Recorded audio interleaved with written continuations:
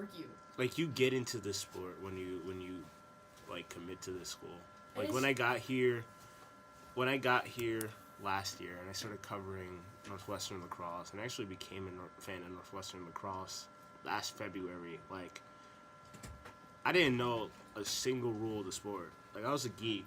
Like, I didn't know anything.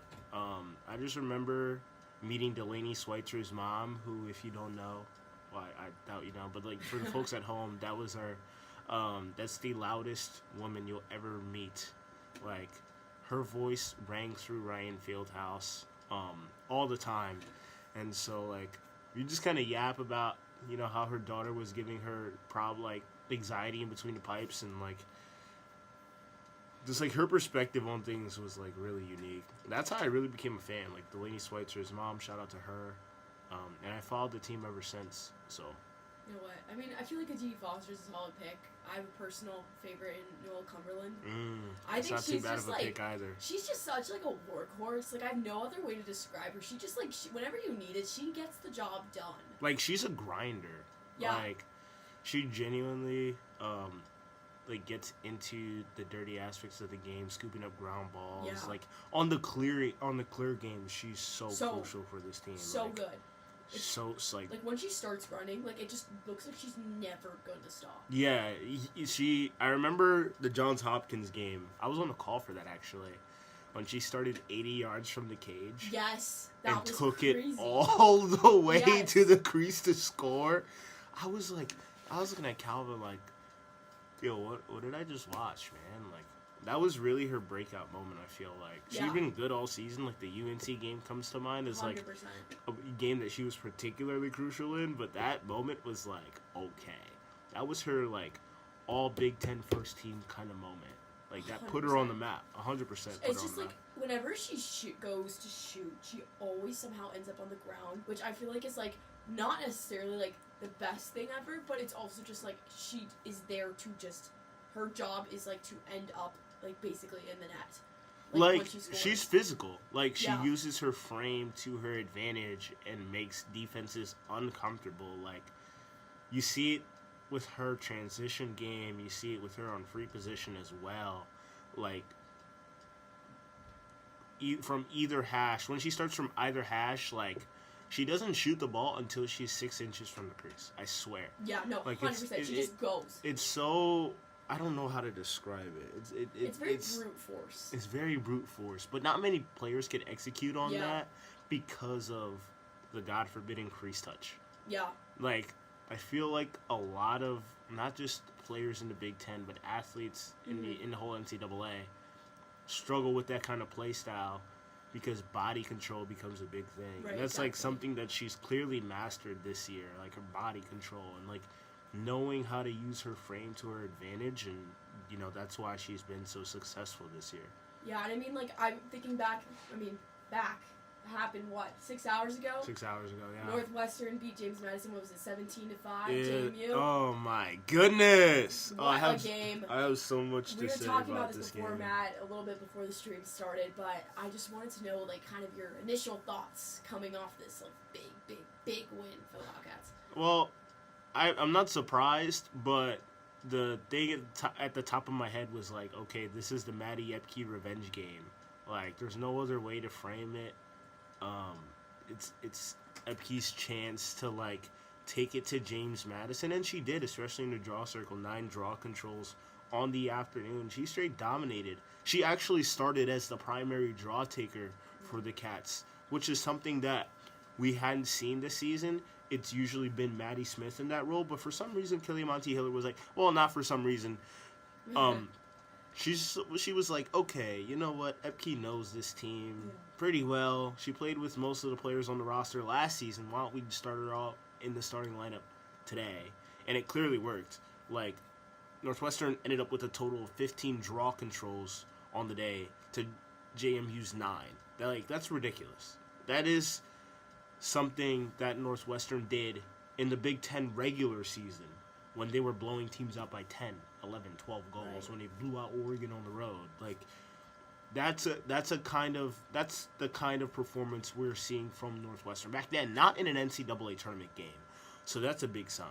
So Epke, not only on the draw control, but in the offensive zone as well. 4 assists and a goal to bring her to 5 points on the day. That was critical. The turnover still a little bit of a problem. 4 on the day, which was a team high. But for her to be dynamic and kind of know when to attack and when to pass, it's great for Northwestern. And you see it in the goal scorer column. 6 different Wildcats, got on the board. Obviously, Madison Taylor, 8 goals on the day. I learned today, actually, that 6 goals for a player is actually called a sock trick. A sock trick? A sock trick. Wait, I'm going to use that in my article. I think 3 is obviously called a hat trick. So, in my head, I'm like, okay, what is a double hat trick called? I never understood it. And I was working for ESPN Plus today. And, there goes my phone. I was working for ESPN Plus today, and our producer goes, "Oh, Maddie Taylor has a sock trick." And I look at him, I'm like, "What is that? What's a sock trick?" He's like, "You never heard of a sock trick before?"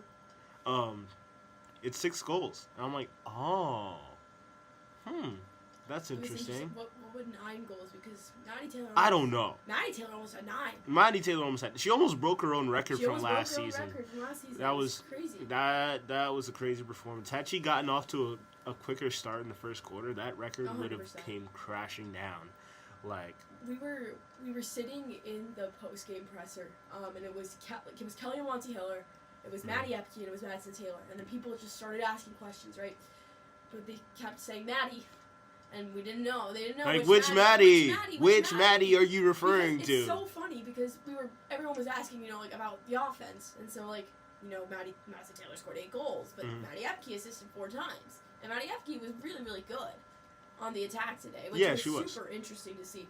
And also touching back on your draw circle comments, Kelly Monty Hiller was talking about how they have very much deliberately trained this kind of rotation of people that can take the draw, and she spoke about the team's versatility, and I thought that was really interesting. Especially going into these games in the future where you never know what can happen. I mean, Olivia Adamson has got injured. I saw her today in the knee brace, unfortunately. She's been out, and so just learning how to roll with these punches and deal with it, I think is something that's going to be super duper important for Northwestern in the next coming games. Well, I feel like the bright side to that is that there's just so much depth with Northwestern, and that's always been the case with Kelly Monty Hiller's teams. There's just endless depth. It's like a bottomless pit if you're an opposing head coach, because you have to obviously plan for Madison Taylor. So you go, okay. I mean, common sense tells you double Madison Taylor. You double Madison Taylor, and then you forget about a Didi Foster on the wing. You give a Didi Foster a 1-on-1 on the right elbow. She's gone. There's no stopping her. You know what I mean? So you're like, okay, why don't we just shore up that side and not let a Didi get the ball in isolation. Then you have to deal with Maddie Epke cutting through the fan. Okay, sure. Let's turn our attention to that. And then it becomes, what about Noelle Cumberland? What about Annabelle Child? Yeah. What about half of the roster? You know what I mean? Yeah, exactly. I think, and when I remember writing my first piece about Northwestern lacrosse, I think it was a round table, and the question was asked what is it going to take for Northwestern to go far this year? And obviously I didn't really know what's going on in the team at the time, so I kind of just looked at everyone else's answer and came up with something similar. But what everyone else was saying was the Northwestern offense needs to be more than just Madison Taylor, because Madison Taylor's performance last year was something that, quite frankly, she might is not going to be able to top. Of course not. It's that was just such an anomaly. It was one of the best seasons I have heard of in college sports, point blank, period. She's not going to be able to top that, and I think I've been really, really, really impressed by Didi Foster, especially recently. Just her ability to use Northwestern's, Northwestern has kind of a weak spot, I think, on the attack, in the sense that they don't really like to shoot from very long range. It's kind of hard for them. Well, it was Lucy Monroe that likes to do that. But nowadays, I don't know what's going on this year with like teams just like pushing Northwestern out of the fan and like closing up those holes, but like she hasn't gotten Yeah. that many opportunities. I think the one game that I remember, if I recall correctly, was the Army game. Yeah, I'm gonna fact check that. I covered that game. That sounds right. If it was definitely that weekend. It was it was the Army game. It was the hat trick, or only hat trick of the season. I remember that. And like that was the one day where I truly like remember Northwestern getting space beyond the fan to shoot. 100%. And like Lucy Monroe took full advantage of that. And I think part of last season was because of the fact, well, you weren't here for this, but Emerson Bolig was also kind of like a long range sniper for Northwestern, and Riley Campbell to a degree as well. Like those two guys were deadly from 10, 12, 14 meters out for opposing defenses. And so this year, with the Big Ten, you're kind of just like, okay, they're gone, but Lucy Monroe's still here, so we're not going to get beat by long range. We're going to force Northwestern to muscle its way into the fan, which wasn't something that it did for the beginning part of the 2025 season. It started to come to fruition later on, but didn't really as much, and then kind of got exposed by UNC in the national title game, where Northwestern couldn't get anything going inside the fan. It's interesting to see kind of like the change in the offensive scheme for this team, and it's a big credit to Kelly Amonte Hiller and her adjustability as a head coach. Being able to take this specific group, this new look group with Epke and Adamson for a little bit before she got injured, and Annabelle Childs, who's a two-way midfielder, and Jenica Cuoco in goal, and Aditi Foster taking a step up, and Kate Ratanaproxa taking a step up as a first year, and creating this like cohesive offensive attack unit that looks much different than what it was a year ago, and still produces similar results in Northwestern being, according to the NCAA committee, obviously, the top team in the country. Yeah. And I just, like, it makes me think about how much the team has really just recovered from, I guess I want to say, the labels, the doubts, the skepticism that people had in their, like, their early to mid-season slump, I guess is the way to put it. And just the way that over the past few games against, like, UNC, Johns Hopkins, Maryland, the way that Michigan even, like, the way that this team's been able to claw itself back into a game, even when they go down. Kelly Monte Hiller told me in a press conference today, we used to be a team early on in the season that we had momentum that would go against us, and we would let, one goal become 2 goal, become 3 goal, become 4 goal, and that would become a problem for us. And we're a team that's moved past that now. We're really trying to not let that affect us, and we're trying to drop it, essentially, once that starts happening to us. I think that's sort of like, do you think that's sort of like a championship mentality that she's got ahead of her? What do you think about that? I think so. I think, like, the early part of the season, obviously, Northwestern didn't look like a championship team, like losing to a Colorado. Well, I mean, Colorado's much better than what people assumed. Got the last seed in the NCAA tournament, actually plays Northwestern this Thursday at 1:30. But when you look at the rest of this field, the big X factor is that these teams just haven't been battle tested as much, and they've come crumbling down in the NCAA tournament because of it. James Madison over Notre Dame, it was a 1-goal game. They came crumbling down. Yeah. Michigan took a 1-goal loss to Stanford. Yeah, that's an interesting one. Right? That's a team that hadn't been battle tested as much as Northwestern. Loyola Maryland took an upset loss to Syracuse, who got upset today by Navy. I mean, well, not upset because Navy got the seed, but like in my head it's an upset because I think Syracuse is the better team. Yeah. And Boston College took an L to Stony Brook, also by a single goal. Yeah, Stony Brook has been really interesting.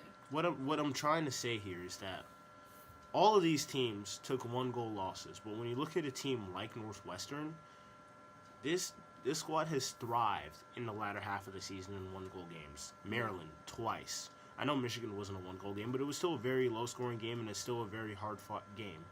Those games come to mind. UNC obviously comes to mind. And you think about the earlier season losses, Colorado, Ohio State, right?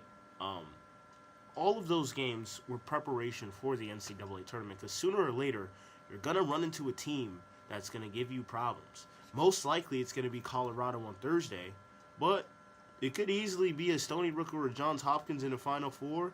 It could be a Navy or a Maryland or a Stanford or North Carolina in the national championship. The question for a lot of these teams is, what happens when they are especially the ranked teams or the favorites per se. The question becomes, what happens when an underdog with nothing to lose gives you a run for your money, ends up making it a 2-goal or 1-goal game? Are you the team that sticks to its game plan and sinks to its preparation, or do you hit the panic button and get outside of yourself? And that's what Michigan did today, and took an L to Stanford because of it. And that's what Princeton did in the first round, took an L to Rutgers because of it. That's what Boston College did today and took an L to Stony Brook. I don't think Northwestern is that kind of team because they've been in that situation so much. But I can't say the same thing about a Johns Hopkins. Can't say the same thing about a North Carolina, really, because they've dominated everybody. And you can't say the same thing about a Navy. So it makes the field a little interesting. And I'm just wondering, because I feel like when we look back to that first game, obviously we know Northwestern was not the team that they are now. They were not that team back in February when they played Colorado. Yeah. Obviously, they're playing them again. Colorado, equally, is not the same team that they were back in February.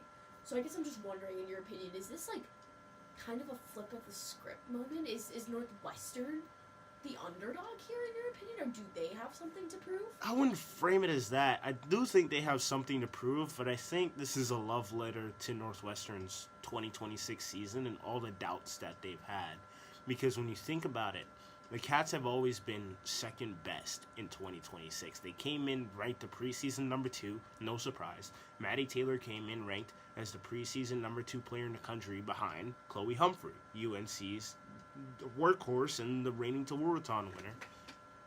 And the ILWCA just, didn't want to rank Northwestern ahead of North Carolina at any point in the regular season. Even with the head-to-head over the Tar Heels, the Wildcats still came in number 2 time and time again. Come tournament time, Northwestern's finally the number 1. But it's also the question of, the coaches obviously don't believe Northwestern's the rightful number 1. How do the Cats solidify it? And when you look at the path that they have to take to the national championship, there are a lot of parallels between the regular season and now. Just today, James Madison, Maddie Epke revenge game, 4 assists, 5 points in total. That's kind of like a ghost of her past that she slaughtered. Took a bet on herself for her senior year to try to win a national championship, and it's paying off. Colorado, Thursday, the first unranked team to upset Northwestern since 2004, something like that. Yeah. Have a chance to rectify it on home turf. Then, you get a trip to the semis. And I know this is not booked, but I did predict in the podcast realm of WNUR that Stony Brook would come out of that Johns Hopkins regional and upset Johns Hopkins in the quarterfinal. If that ends up being the case, Northwestern can solidify themselves as, the better team. Because when they went to Long Island to face Stony Brook, Northwestern was on the ropes for much of that game. Yeah, they were down. 100%. They were down 100%. By 2 in the fourth quarter. They didn't look like they were going to win a game. Thank the Lord for Taylor LaPointe, because she's the only reason why that Northwestern won that game. If that were to happen, right, semifinal win, then in the national championship, you either play North Carolina. Most likely, you either play North Carolina, who's been the ghost of Christmas past for the past year and a half, or you play in Maryland. Maryland, I don't have to say too much about. I believe that's the greatest. Northwestern Maryland is the greatest rivalry in 100%. Women's lacrosse history. Very storied. I can't say too much about it. when you think about when you think about Kathy Reese, Kelly Monty Hiller playing together, Kelly Monty Hiller being one of the greatest players in Maryland history, the battles that these two programs have had over the years, the Big Ten dominance that these two programs have had over the past 10 years, actually scratch that, since the inception of women's lacrosse, 4 Big Ten, Northwestern and Maryland have dominated, right? That's one side of the coin. Navy has something to say about it, obviously. But if Maryland takes care of business, that's a possibility. Now, on the other side, North Carolina, national championship game, Madison Taylor gets shut down, doesn't even net a goal on the afternoon, and Northwestern didn't seem like Northwestern. In a year where experience was the motto for the Cats. Sammy White, Delaney Schweitzer in between the pipes, Jane Hansen as a 6th year. Yeah. It seemed as though Riley Campbell, Emerson Bolick, it seemed as though that team was like the team to win the national championship that year. And it just didn't, right? Like, Boston College came in as the number 1, Northwestern clearly better than Boston College as the season went on. Like, UNC was the number 1, had this upstarting Chloe Humphrey, but they're kind of like, all right, they beat Northwestern in the regular season, but beat the Cats in the postseason, and then we'll see. Like, we'll start to become believers. And they did, and all credit to them. This year, though, like, the Cats had an overtime win, which, by the way, I don't know if Ben Dannemiller could hear us in the other room, but Ben Dannemiller doesn't count as a real win because Northwestern needed overtime to do it. And clearly the coaches agree. Yeah. And you can't really blame them. Yeah. Because Northwestern did need overtime for that win. And they very much, did not have the upper hand until Madison Taylor scored the game-winning goal. The national championship on the lakefront is Northwestern's chance to surge ahead and reclaim that number 1 spot that has eluded them for the past 2.5 years. Ever since Izzy Skane left, Northwestern hasn't felt like the true number 1 team in the country. And so that's what's at stake for Northwestern. I know I yapped a lot, but to wrap all of this up into make it one cohesive roadmap for the folks at home and for you, Anya. When you look at Northwestern Colorado and the potential for Northwestern Stony Brook or Northwestern Johns Hopkins and then in the national championship, Northwestern North Carolina or Northwestern Maryland, you can always find a tie back to Northwestern's past, whether it's a specific player getting shut down, cough, cough, Maddie Taylor in the national championship game last season, or Maddie Epke taking a bet on herself, or if it's like a regular season loss or regular season quote-unquote fluke win according to half of the women's lacrosse community, like the Stony Brook game, like the UNC game, or even like the 2 Maryland games earlier on this season, Northwestern has a chance to rectify that. And there's always some kind of interwoven storyline with every single one of these games that Northwestern can possibly have in front of it. And if it's able to pull it off and run the table, then it's truly righted its wrongs for this season. 100%. Like, everything you just said is speaking to my soul. And I hate to be cliche, but I think that for the rest of the tournament, I think the 2 X factors for Northwestern are just going to have to be Madison Taylor and Jenica Cuoco. Like, I don't want to be... I want to be different so badly, but Maddie Taylor's performances today just showed me how much, when she's on that high and she gets that momentum, this team, cannot be stopped. There's just such, an electrifying feeling that, kind of ripples through their entire team. And, I mean, it starts at the back. It starts with Cuoco's confidence, but... I mean, that's the thing that's giving me confidence. Both those 2 players combined are giving me confidence going into this game, this, I guess, sort of revenge game, maybe not revenge game against Colorado. And obviously, I think we all want to see Northwestern raise the national championship at home. It's got to be those 2. And there's no other answer to have, because there is no other answer that you can possibly say. This is not a sport like baseball or basketball where you can have, a dark horse kind of like role players step up and perform for the team in the postseason and carry them through. Like we saw it with Eddie Rosario in the Braves World Series run a couple of years ago, and this year a little bit we saw it with the Timberwolves when Anthony Edwards got hurt. Lacrosse is not a sport like that, right? Like you need a Madison Taylor and a Jenica Cuoco to step up. Like last year in the Final Four for Boston College, Shea Dolce started to what's the word that I'm trying to look for? Dang it, I don't know what's the word I'm trying to look for. Like, started the waiver. There we go. Started the waiver in the fourth quarter. That allowed Northwestern to come back and scored 6 unanswered to topple the beasts that were Boston College, and obviously they haven't been the same program since. But on the flip side, Chloe Humphrey and Ashley Humphrey came through for UNC. I think they combined for 4 goals and 4 assists on the day. When you have a duo of players, your like most important duo of players combining for 8 points on the afternoon, that's a good day. You need those two to be the centerpieces of your offense because they've been the offense of your team. Jenica Cuoco obviously not doing anything in the offensive zone unless, there's a dire situation where Northwestern needs to go empty net. But you need those two to be the pillars of your team because those are primetime players. Cuoco, CAA Goalkeeper of the Year 3 times running. Could have probably won it this year if she wanted to stay at Drexel. Decided to come to Northwestern. Maddie Taylor should have won the Tewaaraton last year. Didn't. Probably going to win a Tewaaraton this year if she takes care of business. You need those two to be at the top of your offense because those are your primetime players. Primetime players, really, if they want to be considered the greatest of all time, or at least in that class, they got to perform. And that's what Maddie Taylor needs to be Maddie Taylor on the big stage. That's the only thing that's keeping her from being in a class with the Izzy Skeens and the Christian Gelmans, and here's a throwback, Hannah Nielsen's. I just went back to the early 2000s, ladies and gentlemen. That's the factor that's separating her. Izzy Skane, national champion, Olympian, awesome. Christian Gelman, national champion, awesome player. Hannah Nielsen, probably the most dominant player in Northwestern history. Like, her run was insane.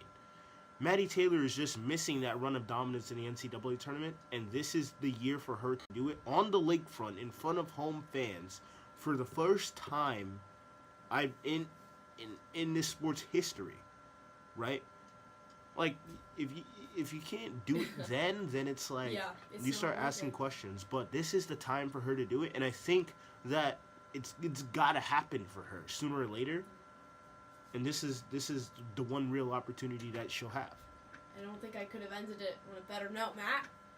With that, I think it's time to call it for the night. But anyway, just some words of wisdom from Matt Campbell right here to Northwestern Women's Lacrosse as they take on Colorado on Thursday, I believe, 1:30 Central. Yeah. Does that sound right? 1:30 Central. So best of luck to them. We'll probably keep yapping about this next Sunday. So I mean, you'd be more than welcome to come back. And I would love to come back. I would love to come back. All right, sounds like a plan then. So anyway, thank you so much for listening. Thank you so much for coming in, Matt. Really appreciate your words of wisdom. And with that, I think we're